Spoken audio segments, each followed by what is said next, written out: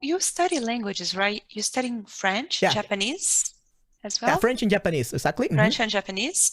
What would you expect from a first lesson? Like, let's say you've seen a teacher's profile, you've Hmm. watched the video, so you're in that first lesson. Do you let the teacher know in advance what you're expecting, or how is the ideal class for you in one of those languages? Let's say Japanese or French. Okay, Choose. What is an right. ideal lesson for Yes. you? So, well, as a student, I believe that I will feel bad, like asking the teacher before very first lesson, like what I want. Mhm. Like I could just like tell him like or tell like the main details. Like I want to do this because I want to work in Japan. Like actually, that's one of my dreams. I want to move to Japan probably next year or in 2 years. That's one of the dreams. Open my own online academy for learning Spanish. Okay, so Wow, that's one of my cool. dreams. So that's what I tell my Japanese teachers, for example. I tell them that I don't like really give them like too many details.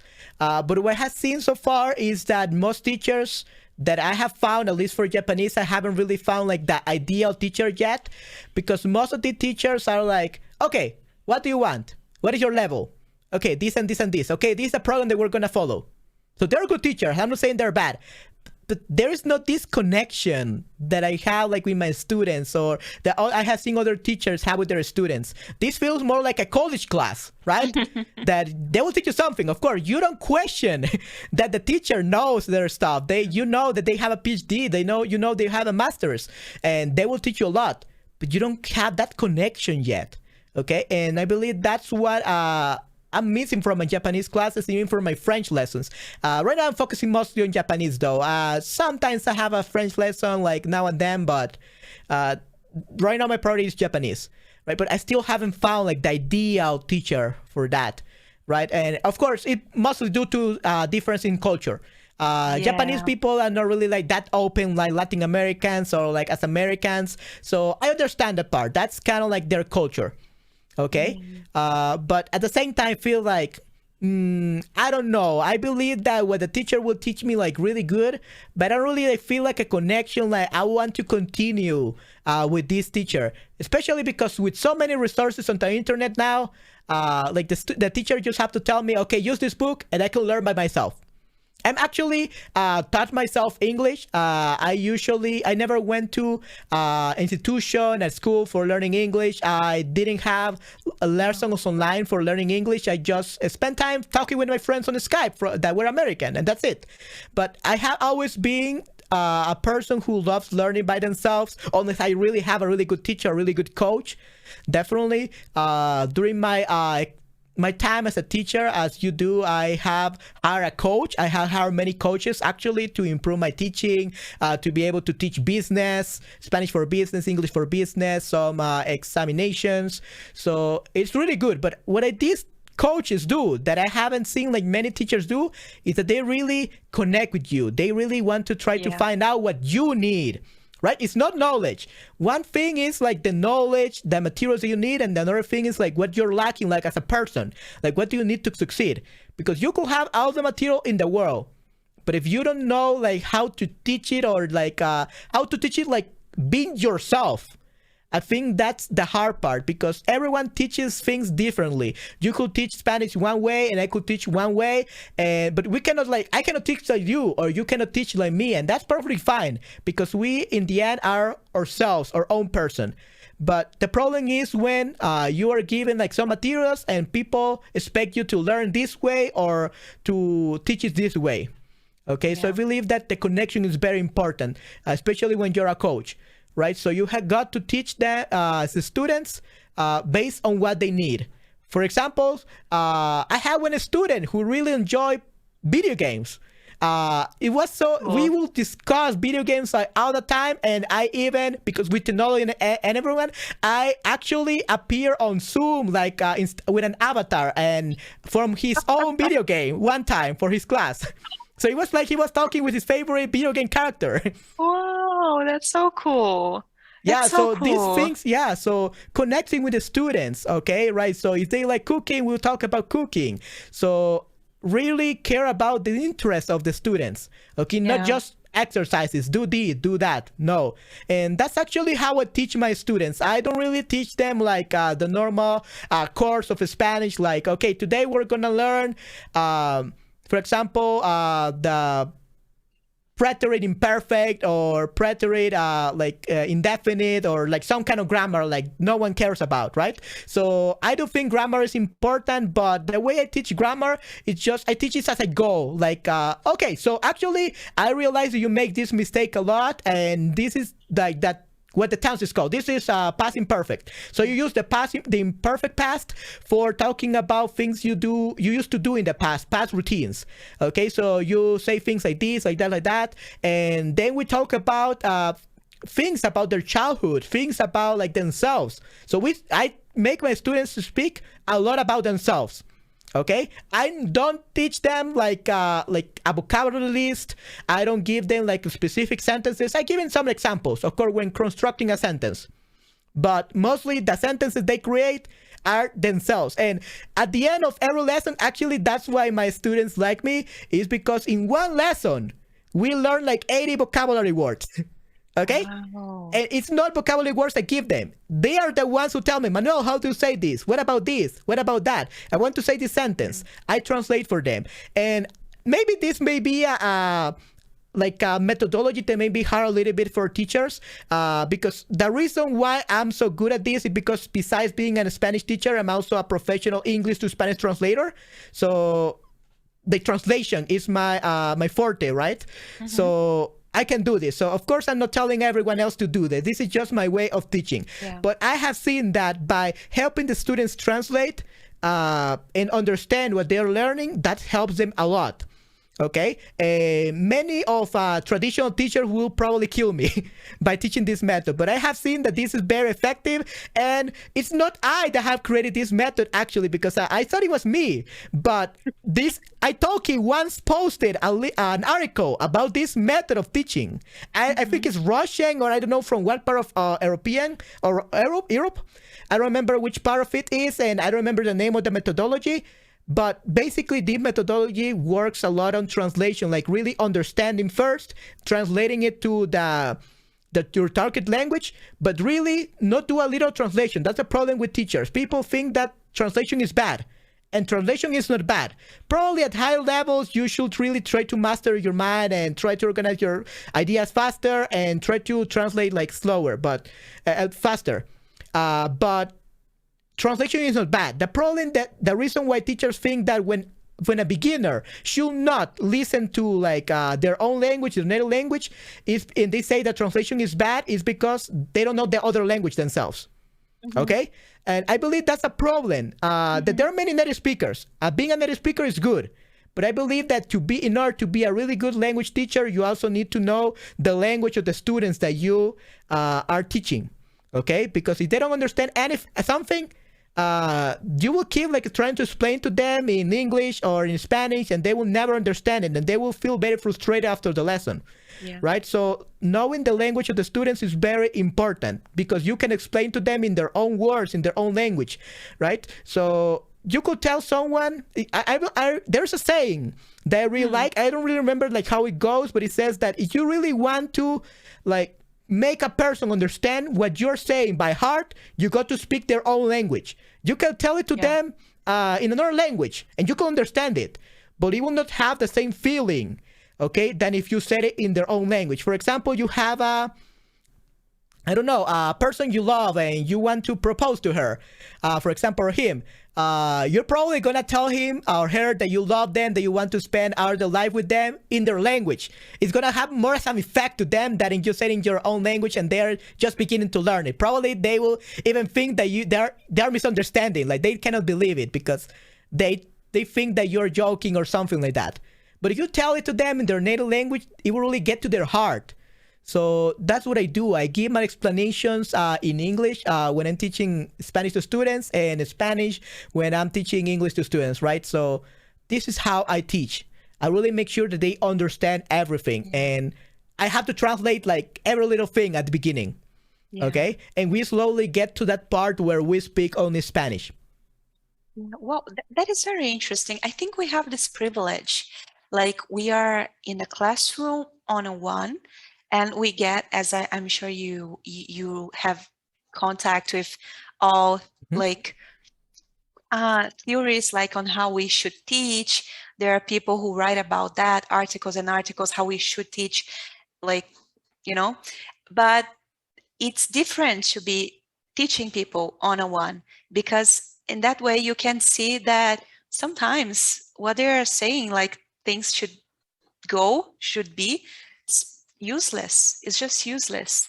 So I also I am not a big fan of this theory that we should always speak the target language, that we should learn as children, we should sit in front of a TV and watch for like 2 3 years, and then one day we'll be speaking. I don't I think we have the privilege of being adults, and we have tools, so why not use them? Mhm. Right? No, definitely, So definitely. I think it's And very important that we see no, what works definitely. and not. Exactly, yes. And when you're telling this about this methodology that people say that we should only speak the target language and we should not speak our native language, well, guess what? We already do so every day of our lives when you're learning a language. Okay, we go to YouTube, we do some Duolingo, we do some flashcard, we do whatever we want. There are many resources on the internet for that. Okay, so but when you're actually talking with someone like one on one, you don't want to keep like 1 hour with understanding that person, right? You want to understand that person, because if you just keep blah blah blah blah blah blah blah blah blah and they don't understand you, what is the end of the lesson? You didn't understand. You just saw Yeah. that these are like weird letters, especially for when you're learning Japanese or other languages from Asia. They use different characters than Latin alphabet, like in English and in Spanish, right? So you don't understand anything. So I just imagine if we believe that Chinese or Japanese characters like are so weird, what do these students think about Romaji, what will be called like the Roman alphabet, right? So what we know, Exactly. A, B, C, D, and whatever, all the letters of the alphabet. What do they think about that? They probably think gibberish, right? Because they are not used to that. They are used to the characters. So if you get into a lesson, you're a beginner and you have a teacher and they write in English or they write in Spanish, in the end, they will like, okay, practice this. And you're like, practice what? I don't understand a thing. Yeah. Right? So you're like, okay, I will practice this. I took notes, but you're like, open your notebook and you're like, I don't want to study this. Like, this Yeah. scares me. The students are scared. They will get really scared with the language because there's so much to learn. But for example, like I told you, if you create a sentences with them about their lives, about their interests, then they will see, oh, right. So this day we discussed with Manuel about this, and this is actually what I do with my students. I of course have a program that I do with my students, but sometimes we change it up. For example, let's say an accident happened or my student has a job interview or something like that, so I instantly tell them, okay, so let's forget about our lesson for today. Let's talk about what you need right now. We changed the lesson specifically for what the students needs. There was one student that was gonna meet for the first time the parents of his wife, right? And his wife was Salvadoran. And so he really needed information about how to communicate with Salvadorans. So we learned some slang, we learned some etiquette, we learned things like what's really going to be helpful for them. Because they really wanted to become fluent, but it was not something urgent. But they had urgency for this meeting with the parents or for this job or for whatever. So I don't care about so much about the structure of lessons, but more that the students learns what they need right now. Okay, you got your interview. We're gonna focus on that. You have to write a letter, and you're confused about por and para. Let's learn that. You tell me what we learn. Okay, I have the material. You tell me what we learn. But of course, students are not gonna tell you never what they want to learn. You as a teacher need You to need to know. develop this skill, Yeah. right? To see what do they need. Oh, you really need this. Here you go. Okay, Yeah. this is gonna help you. That's what Yeah. you need, and that's what I'm missing from teachers. This is what happens during my Japanese lessons. I act like the teacher, and the teacher acts like the students because they don't know how to teach me, right? So they probably Yeah. have a lot of experience teaching intermediate, advanced students, but a complete beginner, They don't Yeah. really have experience, or they Yeah. have taught them that they usually only speak to them in Japanese. So, or you follow a textbook. That's actually what most Japanese teachers have told me. Study this textbook. We're gonna follow this textbook, and usually they're charging like $40 for that per hour, Oh my because God. Japanese is a very expensive language. But for It that, is. probably they're amazing teachers. But if we are just gonna follow a textbook, I would just buy the textbook and learn myself. Yeah. Yeah. Right. Yeah, no, you're right. You're right. Sometimes I feel like we, as good teachers, we have so much experience with that we could probably learn by ourselves. But what is good about having lessons is connecting with other human being. And that's what we need. We need them to bring everything that they have, put on the table, excitement, like everything that they have, like enjoyment. I like to see it that a teacher cares. I'm always saying that I want to feel like my learning matters to the teacher. Mm-hmm. That is not only his profession, but also um, his purpose in life. So my purpose is teaching, and you can see that even when I'm sad. I lost my cat like a week ago, but I'm still teaching, and I'm still bringing everything I have to the table, to the game, because I care. So that's what makes good teachers, I guess, like No, you. definitely. Like we Yes. have problems, we have bad days. You told me you haven't taken a vacation, a day off in 3 years. Oh my Right. God. Yeah. If It's that's not crazy. loving your profession, I don't know what it is. It's amazing. Manuel, I have a Right. last No, question. definitely. Yeah, Yeah. Sure. I have a last question for you. Um, so if you were to give an advice to someone that's watching us now, someone that's just starting learning Spanish, or someone who has started but haven't had the opportunity to have a lesson, or sometimes the students, they are not quite sure on what is the right strategy, what advice would you give for someone who's learning Spanish and would like to learn more effectively? Okay. Perfect. Yeah. So regarding that, the first step is just to like think about why you're learning the language. You just want to learn it because you have free time. You're learning it because you need to like for a job position. You need it for traveling. You need it because you're meeting your the parents of your boyfriend or girlfriend like in a month. So get that first thing out, like think about that. What is your purpose for learning and your objective? Once you got that clear, everything will be simpler. Because if you're learning Spanish for traveling, well, there are many resources already on the internet. Spanish for traveling, just look it up. Or if you're traveling to a specific country, just look on YouTube. As for example, you're traveling to El Salvador, look up things about El Salvador Spanish, El Salvador customs, El Salvador traditions. Okay, and you're gonna learn about that. Especially because many of these videos they have subtitles, so you can understand this.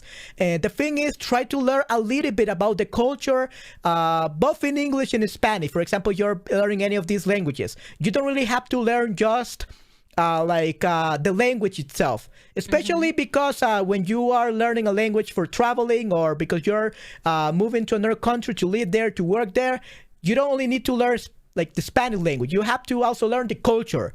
And sometimes the culture is more important than the language itself. Okay? Because if you like the culture, that will motivate you to continue learning. If you don't like it, you will have a hard time learning the Spanish language, right? So that's the first step, knowing your objective, and look for yourself, like by yourself, without needing a teacher. Look for resources that can help. You can find it on Google, and you will be able to really find a lot of information, and you don't have to spend a dime on teachers, okay? Now, of course, teachers are important, but that's the next step. First, you need to be able to get all the resources you need in order to really understand your situation better and explain to a teacher, okay? So if you want to start your lessons on Italki, for example, you got 3 trials and they're very cheap. So in that case, you can find like 3 teachers to see which one you like the best. And if you don't want to make a mistake, based on the information you got from researching, from meditating about what you truly learn, what you truly need to learn from the Spanish language, you can then tell them, just copy and paste it, put it on your notebook, and just rewrite it to the teachers, and the teachers will be able to help you. If the teacher doesn't really give you like a good answer, probably that teacher is not going to help you. because they're gonna be an ideal teacher for you, and they're also gonna be bad teachers for you. Okay, and it's just a matter of what kind of person you are, what are your needs, what are your objectives. Okay, so not everyone are the same.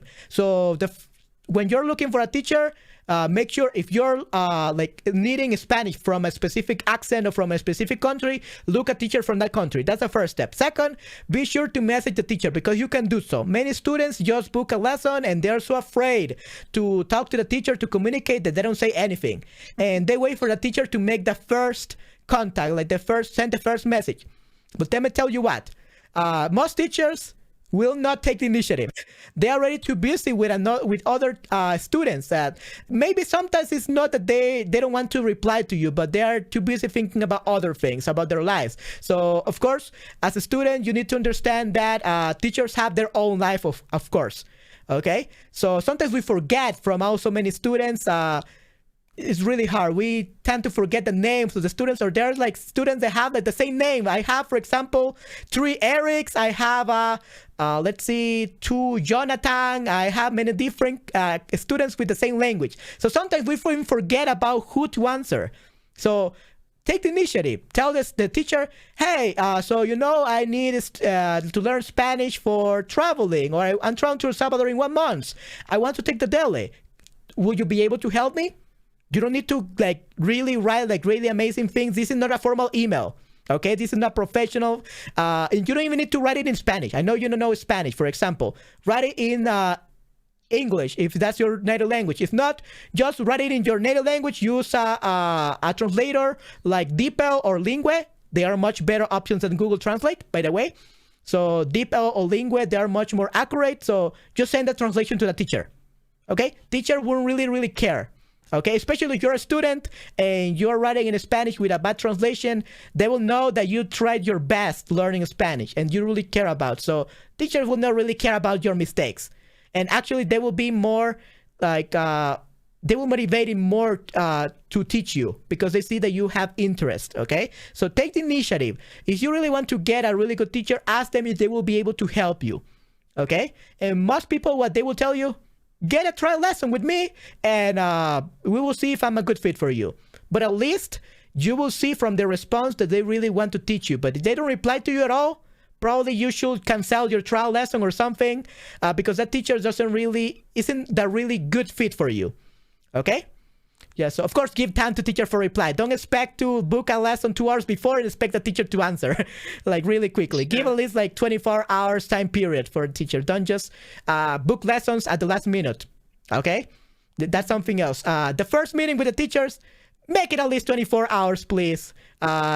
We want to help you. We just need some time to think of how we can help you. Sometimes we even research to see if we can help you first.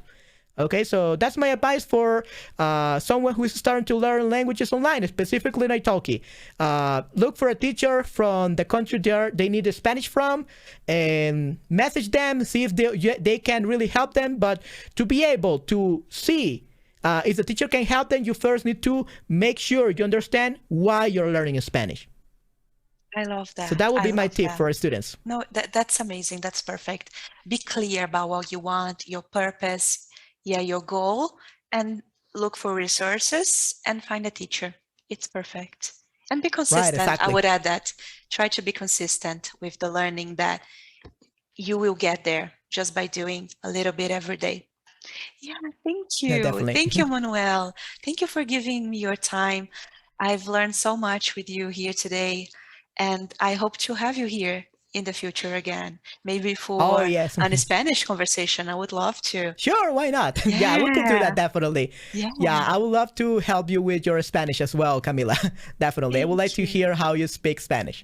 Definitely. Yeah, so thank you very much for letting me be on your YouTube channel today. I really appreciate it. I enjoyed this time, and thank you very much for the opportunity. Yeah, and everyone who's watching, go check Manuel channel and podcast, The Fluent Podcast on the Fluency YouTube. Podcast. The Fluency Podcast, thank you.